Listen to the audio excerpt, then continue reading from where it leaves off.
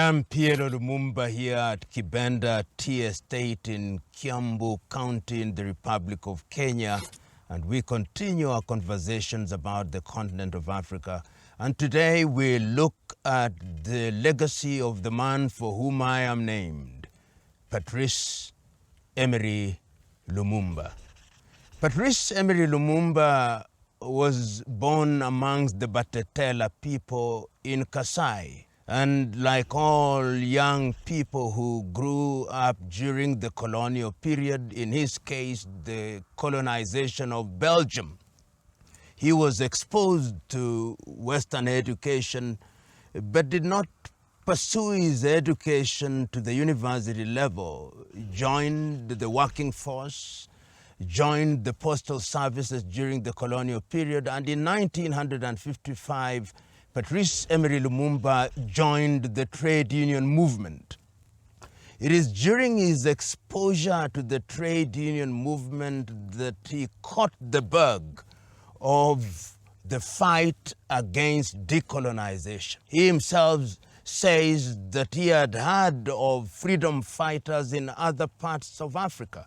He had heard of Ghana's Kwame Nkrumah.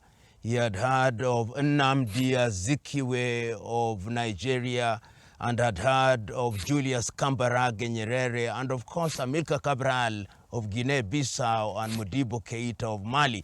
And this is what energized him. And one of the things that Patrice Emery Lumumba says annoyed him the most was the manner in which King Leopold of the Belgians had controlled and impoverished Congo. It is not told as often as should be, but he reminded many people on many occasions that Leopold of the Belgians had killed no less than 15 million Congolese, a massacre of gigantic proportions. So when he joined the trade union movement in 1955 through to 1956, of course, he was jailed for an accusation of having embezzled some funds and jailed for 12 months. Later, of course, he was released and was one of the individuals that were invited by Kwame Nkrumah in Accra, Ghana in 1958. When he went to Accra, he had the opportunity of meeting other African freedom fighters who had been involved in the struggle for decolonization.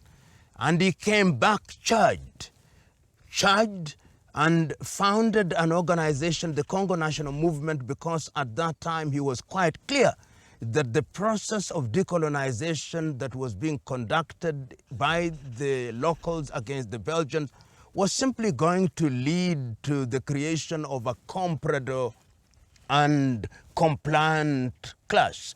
That meant individuals such as Joseph Kasavubu and, of course, Moise Tshombe. And when he came in, the Belgians were also fatigued and they literally abandoned Congo. And in the year 1960, of course, independence was then granted. And this is important. At that time, the king in Belgium was King Baudouin. And when he came to Congo in what was then called Leopoldville, now Kinshasa, the arrangement was that Lumumba would not speak. The arrangement that was Kasavubu would speak. And indeed, when you listen to Kasavubu's speech, he praises the Belgians. He tells the Belgians how good they were to the Congolese. And taking the cue, King Baudouin also reminds the Congolese that they have inherited a good thing from the Belgians and that they have a duty to retain it. Patrice Emery Lumumba, who had written a speech, stands up. Everybody is surprised, and he begins to speak. And he reminds his audience that that day marks an occasion which must remain in the minds of the Congolese.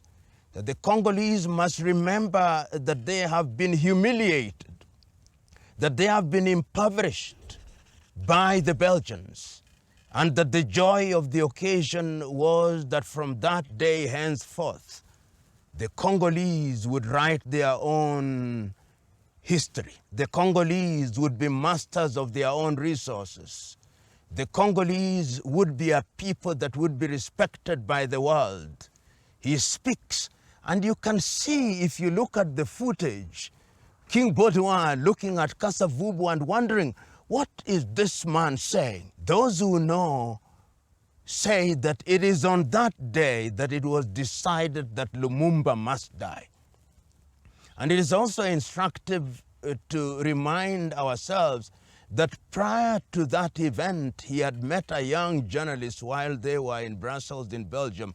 That young journalist was Joseph Desire Mobutu, who later renamed himself Mobutu Sese Seko Kukumbendu wa Nzambanga during the days when he was now dealing with what he called authenticity and making everything to become Congolese or Zaire. And this man, Mobutu, unknown to Lumumba, was already an agent of the CIA.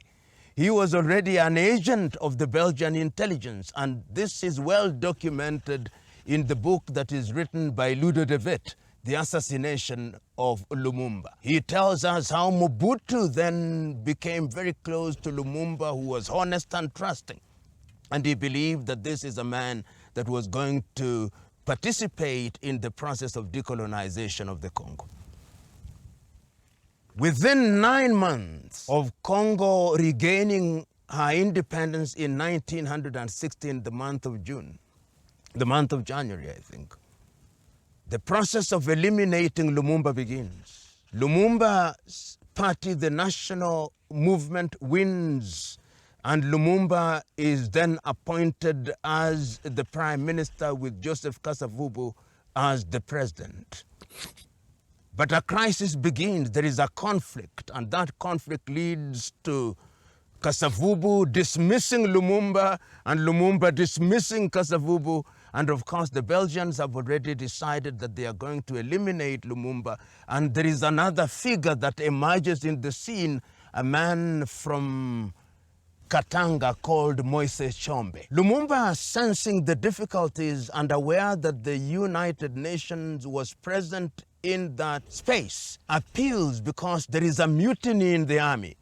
And he appeals to the then Secretary of the United Nations, Dag Hammarskjöld, to support his army so that this mutiny can be brought down and the Belgians would not eliminate him. And the United Nations abandons Lumumba. It is at that time that Lumumba turns to the Soviet Union. And the Americans then say, this is a communist, and he's going to make Congo a communist country, and the decision is made. And from that day on, there is a code name for Lumumba. The code name for Lumumba is Satan. And the decision is that he must be eliminated. Of course, he is arrested and he is detained in Kinshasa, then Leopoldville. And he tries with people like Pierre Mulele, who are part of the people that he was working with, and he attempts to escape on his way to the Kasai province, to what was then called Stanleyville, now called Kisangani. Unfortunately, Lumumba is arrested by the forces of Mobutu, and once they have arrested him, and this footage is one of the most painful footages you ever see of Lumumba's hands being tied at the back, and is handed over to Moses Tshombe in Katanga. And when they hand him over, the story is now told. Ludo de Witt says he is taken to the forest, he is shot, and his body is dissolved in acid. The man who shot him has recently come out and said, he's now an old man, that I shot Lumumba and the only thing that I retained was his tooth, which was returned to Congo in the year 2024. That is the sad history of how Lumumba then entered the heart of the people. And one of the things that Lumumba does before he dies is that he writes a letter to his wife, Josephine Opango, one of the most iconic letters. He says, in part, I'm aware that I'm going to die, but I die in the knowledge that the history of Congo will be written by the Congolese. And of course, he is executed, and there are riots across the world because Lumumba had already distinguished himself as a pan-Africanist. So numerous are the riots, and of course, leaders across the world, Kwame Nkrumah, Julius Kambarage Nyerere, at that time in the Soviet Union, Lumumba's name is synonymous with pan-Africanism. Lumumba's name is synonymous with courage. Lumumba's name is synonymous with somebody who loves his country. Lumumba's name is synonymous with the good things that the Congolese would have wanted. And Lumumba is only age 36 at that time. And subsequently, of course, it is said that the spirit of Lumumba has never rested. It has never rested, with the consequence that even as we speak today, the Democratic Republic of Congo has known no peace and will never know any peace. I know that his legacy was preserved in many ways. Here in Kenya in the 1960, in honor of Lumumba, we had something that was formed by the Kenya African National Union, KANU, called the Lumumba Institute. We had streets named for Lumumba.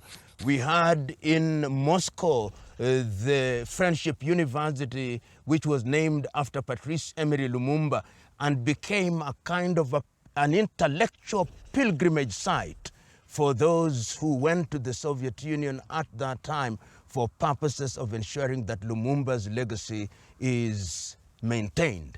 And many individuals are then named for Lumumba, including myself, who is born a year after he was assassinated. And when you go to the streets of many African cities, you find the name Lumumba. And the name Lumumba, as I've already indicated, has become synonymous with that which is good. It is also important to note that Lumumba came from a small ethnic group, the Batetela. He was not from the Baluba, he was not from the Bakongo, but yet he was able during that period to emerge as the most iconic leader at that time, and he was able to transcend ethnicity because Lumumba believed that Congo must be one. Remember, in the Democratic Republic of Congo, as we know it, it changed its name to Zaire, and now the Democratic Republic of Congo, there are more than 250 ethnicities or tribes. And knowing that as you do, you can then appreciate how difficult it must have been in the 1960s with limited communication for Lumumba to have succeeded in getting into the hearts of the people, for Lumumba to have been accepted across the region, for Lumumba to have been voted by the people, and for him to have won.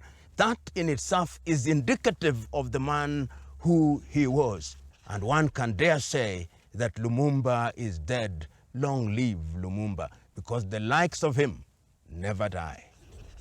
Thank you very much. Our conversation, some may say discourse about the continent of Africa, will continue as it must. But let us say our goodbyes in the knowledge that we'll meet again to continue the conversation.